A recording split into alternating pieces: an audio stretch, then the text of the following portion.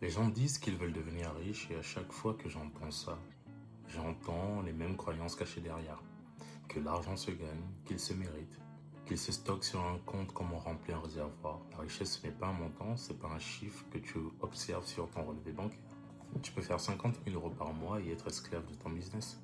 Tu peux avoir 2 millions sur le côté et vivre dans la terreur de tout perdre.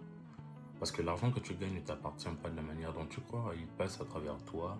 Un client te paie, tu paies tes charges, tu investis, tu consommes. Tu es juste un canal, pas un coffre-fort. Seulement, il y a un moment où quelque chose bascule en règle générale. Le vrai riche, c'est pas celui qui accumule le plus. C'est celui qui a construit un système où l'argent travaille sans lui, où son temps ne s'échange pas contre des euros, où sa vie ne dépend plus du prochain deal. La plupart des gens voient que la version visible de la richesse, les voitures, la montre, le lifestyle sur Instagram. Mais certains la voient partout, dans un actif qui génère du cash flow, pendant qu'ils dorment, dans une structure fiscale qui est intelligente, dans un business qui tourne sans eux. Alors quand quelqu'un me dit que je veux devenir riche, je comprends ce qu'il cherche à protéger. Une forme de liberté, une sécurité. Mais l'ironie du sort, c'est que cette liberté n'a jamais été dans l'argent lui-même.